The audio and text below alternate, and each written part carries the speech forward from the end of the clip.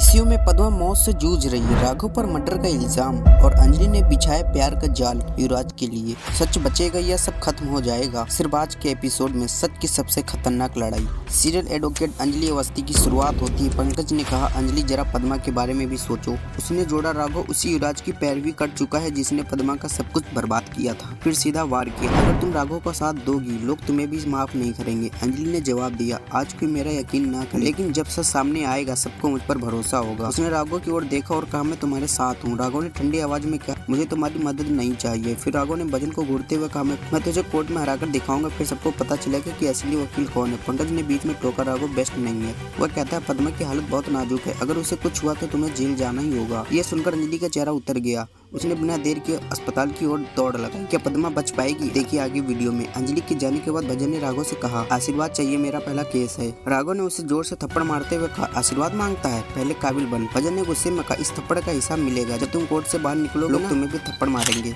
इधर अस्पताल में रिपोर्टर अंजलि को घेर लेते हैं। एक ने पूछा, क्या आप भी पद्मा का समर्थन करती हैं? अंजलि ने जवाब दिया, मैं पहले भी साथ थी और आज भी हूँ। दूसरे ने पूछा, तो क्या राघव का भी साथ दोगी? अंजलि ने कहा, यह अस्पताल है, मीडिया का अखाड़ा नहीं, इंसानियत की इज्जत करना सीखिए।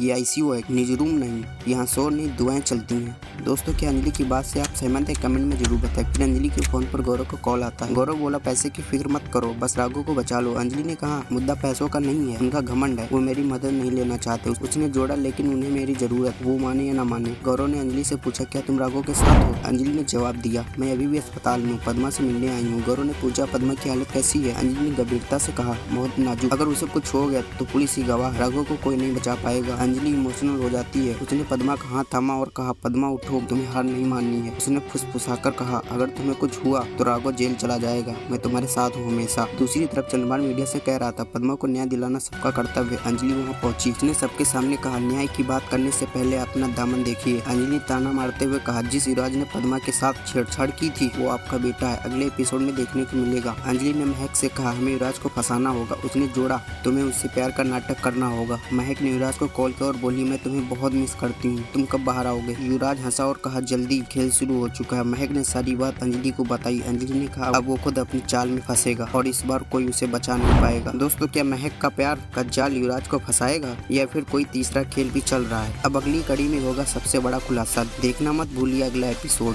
सच्चाई सामने लाने की आखिरी चाल हो सकती है।